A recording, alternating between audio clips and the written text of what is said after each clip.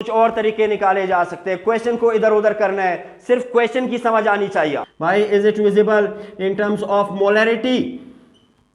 In terms of molarity particles find करें तो Avogadro's number की तशरीफ को इस तरफ शिफ्ट करें। उसको किस किस टर्म्स के लिहाज से, किस किस टर्म के लिहाज से हम इसको फाइंड कर सकते हैं। तो टॉपिक हमारा क्या है? That is ways of calculating. भाई कितने तरीके आपके पास? वेज ऑफ कैलकुलेटिंग मोल को फाइंड करने के कितने तरीके आपके पास? किस किस टर्म के लिहाज से आप मोल को कैलकुलेट कर सकते हो। हमने मोल देखा, ये मोल आपके पास क्या था? दिस मोल वॉज नथिंग, ये आपके पास एक यूनिट था। हमने इसको डिटेल से देखा, ये एक यूनिट था जो कि हमें हेल्प देता था, जो कि हमें हेल्प देगा कैलकुलेशन करने के लिए। किस चीज की कैलकुलेशन? चाहे वो हमारे पास एटम्स हो, चाहे वो हमारे पास मॉलिक्यूल्स हो, या चाहे वो हमारे पास क्या हो, आयंस हो। तो इनको कैलकुलेट करने के लिए हमें मोल की जरूरत थी, क्योंकि ये तीनों हमारे पास क्या थे? ये स्मॉल पार्टिकल्स थे। भाई एक्सट्रीमली स्मॉल पार्टिकल्स थे आपके पास, है एक्सट्रीमली स्मॉल पार्टिकल्स है। तो इसके पार्टिकल्स को हमने ग्रुप देना था, तो हमें इस ग्रुप के लिए हमें चाहिए था कि हम इसके पार्टिकल्स को सम अप करके ग्रुप बनाएं। इस ग्रुप के लिए हमें एक लार्ज नंबर चाहिए था, वो लार्ज नंबर हमने कैलकुलेट किया, जो कि मेरे पास आया कितना? That is 6.022 into 10⁻23। और इस लार्ज नंबर को हमने नाम दिया एवोगाड्रोस नंबर। हमने डिटेल से देखा कि इसको एवोगाड्रोस नंबर का नाम क्यों दिया गया, और इसे हमने किस टर्म से इंट्रोड्यूस किया? That is mole. इसका मतलब क्या हुआ कि अगर मैं लिखूं कि मेरे पास 1 मोल ऑफ एटम्स किसी भी सब्सटेंस के, 1 मोल ऑफ एटम्स वो कितने पार्टिकल्स कंटेन करेंगे? That is 6.022 10⁻23। इसी तरह अगर मैं लिखूं कि 1 mole of molecules, 1 mole of molecules ये कितने कंटेन करेंगे? सेम नंबर ऑफ पार्टिकल्स को। और अगर मैं देखूं कि 1 mole of ions of any substance, भाई सब्सटेंस कोई भी हो सकता है, रिस्पेक्टिव है, तो आपके पास मोल की वैल्यू क्या आएगी? That is 6.022 × 10⁻23। किसी भी चीज के लिए समझते हो कि नहीं? तो this is what mole was. आप पुराने लेक्चर्स को रिवाइज कर लीजिएगा। अब हम देखते हैं कि कौन से टर्म्स के लिहाज से हम मोल को डिफाइन कर सकते हैं। तो फर्स्ट टर्म है आपके पास, that is in terms of what? In terms of mass and molar mass. समझते हो कि नहीं? What this mass is? ये मास क्या है आपके पास? This is weight of a substance, weight of a substance. और इसको हम यूजुअली लेते हैं किस चीज में? Grams. Weight of a substance. And what this molar mass is? Molar mass क्या है? नाम से जाहिर, हमने देखा था इसको, mass of 1 mole of a substance. 1 mole of a substance, एक मोल किसी भी सब्सटेंस में, किसी भी सब्सटेंस का जितना मास रखता है उसे हम क्या नाम देंगे? Molar mass. तो अगर हमें गिवन मास गिवन हो और हमारे पास क्या हो? गिवन मास हो और मोलर मास हम फाइंड करें पीरियोडिक टेबल से, तो हम मोल को आसानी से फाइंड कर सकते हैं यूजिंग दिस फार्मूला। अगर मैं n की value, number of moles find करना चाहूं, तो फार्मूला मेरे पास क्या होगा? That is given mass divided by molar mass. That is given mass divided by molar mass. समझते हो कि नहीं? लेट सपोज मैं एक एग्जांपल लेता हूं। ये गिवन मास मेरे पास क्या होगा? ये मास होगा, क्वेश्चन में गिवन होगा। लेट सपोज आपसे कहा जाएगा कि आप मोल की वैल्यू फाइंड करें। आप मोल की वैल्यू फाइंड करें इन, लेट सपोज मैं ले रहा हूं 18 ग्राम ऑफ H2O। भाई खानदानी एग्जांपल, सबसे आसान एग्जांपल। 18 ग्राम आपके पास क्या है? Given mass. 18 ग्राम क्या है? Given mass. मोलर मास निकाल लीजिए H2O का। H2O में देखिए हाइड्रोजन के कितने मोल्स है? 2। मास कितना है इसका? 1। याद होना चाहिए, सिंपल। प्लस ऑक्सीजन के मोल कितने? 1। इसके आपके पास मास कितना है? That is 16। तो अगर 2 × 1 दैट इज 2 और 1 × 16 दैट इज 16। इसका सम ले 18 ग्राम पर मोल। 18 ग्राम पर मोल। तो मेरे पास गिवन मास गिवन था, गिवन मास तो है क्वेश्चन में, और मेरे पास मैंने निकाला किस चीज को? That is molar mass of H2O। अगर मैं इसको फार्मूले में इंट्रोड्यूस करूं तो मेरे पास गिवन मास दैट इज 18 ग्राम और मोलर मास जो फाइंड किया दैट इज 18 ग्राम पर मोल। तो 18 से कल्टी, ग्राम ग्राम से कल्टी, तो आपके पास क्या बचेगा? That is 1 mole, that is 1 मोल।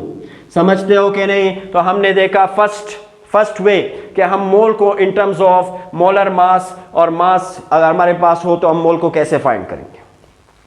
अब इसी क्वेश्चन को वो इधर उधर करके दे सकते हैं कि अगर आपने नंबर ऑफ मोल्स गिवन हो और आपसे कहे गिवन मास फाइंड करे, तो भाई इस मोलर मास की तशरीफ को इस तरफ शिफ्ट कर ले। यहां डिवाइड हो रही है वैल्यू, इस तरफ आके मल्टीप्लाई हो जाएगी, तो सिंपल आपके पास क्या आएगा? आंसर। तो सिर्फ फार्मूले को इधर उधर करना है, आपके पास आंसर आ जाएगा। समझते हो कि नहीं? यही पहला तरीका है। इसमें सब तरीके ढूंढे जा सकते हैं, वो आपकी प्रैक्टिस पे डिपेंड करता है। सेकंड आपके पास क्या तरीका है? सेकंड वे आपके पास क्या है? इन terms of particles, in terms of particles. एक तो जब भी पार्टिकल का जिक्र आ जाए तो आपके जहन में एवोगाड्रो नंबर आना चाहिए कि फार्मूले में एवोगाड्रो नंबर लगेगा। समझते हो कि नहीं? अब ये पार्टिकल आपके पास कोई भी हो सकते हैं, ये पार्टिकल आपके पास एटम भी हो सकते हैं, मॉलिक्यूल्स भी हो सकते हैं, और ये पार्टिकल आपके पास आयंस भी हो सकते हैं। समझते हो कि नहीं? एटम्स भी हो सकते हैं, मॉलिक्यूल्स भी हो सकते हैं, आयंस भी हो सकते हैं। फार्मूला मेरे पास क्या होगा? That is number of moles equal two particles. इसका रेशो आप लोगे किसके साथ? एवोगाड्रोस नंबर के साथ। बस ये जहन में रखने वाली बात है कि जब भी पार्टिकल्स, एटम्स, मॉलिक्यूल्स या आयंस आ जाए तो एवोगाड्रोस नंबर को जहन में रखना है। ये कांस्टेंट नंबर आपको याद होनी चाहिए। भाई समझते हो कि नहीं? आती है बात समझ? तो आप लेट्स सपोज मैं एग्जांपल से दिखाता हूं आपको, एग्जांपल से कि मेरे पास आपसे कहा जाएगा कि मोल्स को मालूम करें इन किस में? जब आपके पास पार्टिकल्स कितने हो? That is 1.204। मैं खुद से एग्जांपल ले रहा हूं। 24 मॉलिक्यूल्स पूरा लिख लीजिए, मॉलिक्यूल्स ऑफ कार्बन डाइऑक्साइड। तो कार्बन डाइऑक्साइड के मुझे इतने मॉलिक्यूल्स दिए, अगर मैंने फाइंड करना है मोल, तो एवोगाड्रो नंबर की वैल्यू आपको याद होनी चाहिए। सिंपल क्या करें? वैल्यू पुट करें। भाई पार्टिकल्स जो मॉलिक्यूल दिए वो कितने हैं? 1.204 10⁻24, और एवोगाड्रोस नंबर आपको पता होना चाहिए, दैट इज 6.022 10⁻23। अगर 1.024 का रेशो लो, डिवाइड करो 6.022 पे, तो आपके पास ऑलमोस्ट आंसर आएगा 0.199। भाई कैलकुलेटर यूज कर लीजिए।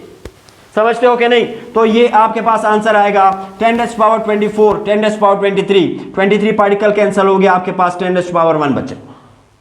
समझते हो कि नहीं? इसको साइंटिफिक नोटेशन में लिखे, पॉइंट को शिफ्ट करें तो 1.99 इंटू 10⁻1 लेफ्ट से राइट गए, और आपके पास 10⁻+1, ये दोनों कल्टी, तो आपके पास 1.99 मोल्स, या अगर आप इसको राउंडिंग फिगर्स में लिखना चाहे तो दैट इज 2 मोल्स। तो दिस इज द सेकंड वे। अब इसी में वो सब तरीके ढूंढे जा सकते हैं कि आपको मोल गिवन होगा, कहते हैं पार्टिकल्स फाइंड करें, तो एवोगाड्रोस नंबर की तशरीफ को इस तरफ शिफ्ट करें। भाई एवोगाड्रोस नंबर वहां डिवाइड और इस तरह के क्या हो जाएगा? मल्टीप्लाई। तो तरीका यही है आपके पास, सेकंड तरीका। जितने तरीके पढ़ेंगे हम, उसी से कुछ और तरीके निकाले जा सकते हैं। क्वेश्चन को इधर उधर करना है, सिर्फ क्वेश्चन की समझ आनी चाहिए आपको। समझते हो कि नहीं? So what is the third way? Third, that is in terms of volume of a gas. और यूजुअली जब भी वॉल्यूम ऑफ अ गैस की बात हो तो वहां एसटीपी के ऊपर होगा, that is standard temperature pressure. तो यहां पे मेरे पास गौर कर लीजिए, नंबर ऑफ मोल फाइंड करने के लिए एक तो गिवन वॉल्यूम होगा, एक आपके पास गिवन वॉल्यूम होगा। समझ आ रही है कि नहीं? और एसटीपी के ऊपर आपने देखा था क्या? Molar volume. इस मोलर वॉल्यूम की वैल्यू आपके पास कितनी थी? 22.414 लीटर पर मोल। समझते हो कि नहीं? 22.414 लीटर पर मोल, ये आपके पास इसकी वैल्यू आ रही थी। तो आपको ये वैल्यू याद रखनी चाहिए। हमने देखा कि एसटीपी के ऊपर हर गैस उसका वॉल्यूम एक मोल के लिए कितना होगा? 22.414 लीटर एक मोल के लिए। तो उसे हमने क्या नाम दिया? Molar volume. तो लेट सपोज आपको एक एग्जांपल गिवन हो कि आप नंबर ऑफ मोल्स फाइंड करें। नंबर ऑफ मोल्स फाइंड करें किसके लिए, कि अगर आपके पास लेट सपोज आपके पास दिया हो 44.8 litre of oxygen, 44.8 litre of oxygen के लिए आप नंबर ऑफ मोल्स फाइंड करें। तो जैसे ही आपने लीटर को देखा, आपने हिंट लेना है फार्मूले का, लीटर से हिंट लेने के ये फार्मूला लगेगा। तो अगर मैं इसको इंट्रोड्यूस करूं तो मेरे पास क्या होगा, given mass that is 44.8 litre, और मोलर वॉल्यूम आपके पास गिवन वॉल्यूम, मोलर वॉल्यूम क्या आपके पास, दैट इज 22.414 लीटर पर मोल। तो लीटर से कल्टी अगर इस नंबर को डिवाइड करोगे, यानी 44.8 को डिवाइड करोगे 22.414 पे, तो आपके पास वैल्यू ऑलमोस्ट कितनी आएगी, दैट इज 2 मोल्स।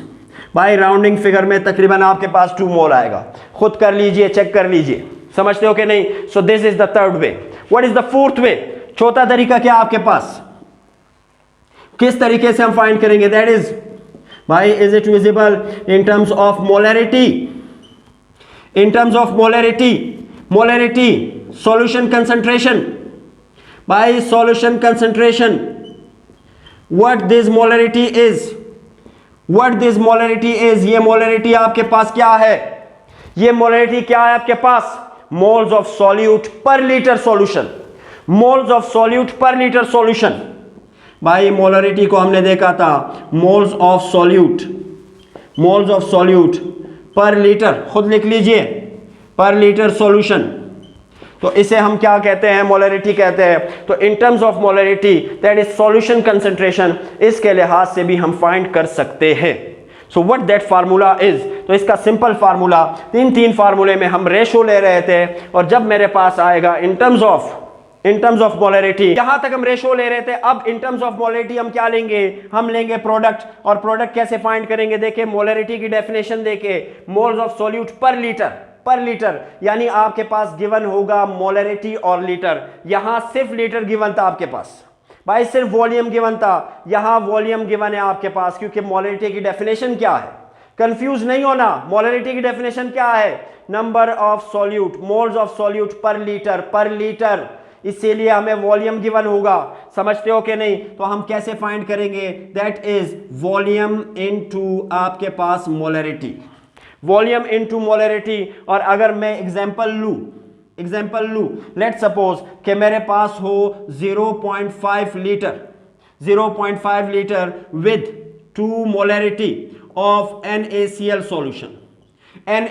सॉल्यूशन। समझते हो कि नहीं। तो मैं इसकी वैल्यू कैसे निकालूंगा, दैट इज 0.5, भाई विजिबल है कि नहीं। इसका प्रोडक्ट लूंगा 2 के साथ, तो इसका प्रोडक्ट मैं यहां शो करता हूं, तो 0.5 मेरे पास क्या है, हाफ, आधा है। तो मैं इसको कैसे लिखूंगा, हाफ को 1/2 इंटू 2 से कैंसिल होगा, तो मेरे पास 1 मोल बचेगा। तो इसको हम फाइंड करते हैं इन टर्म्स ऑफ मोल, कुछ इस तरह। बात समझते हो कि नहीं।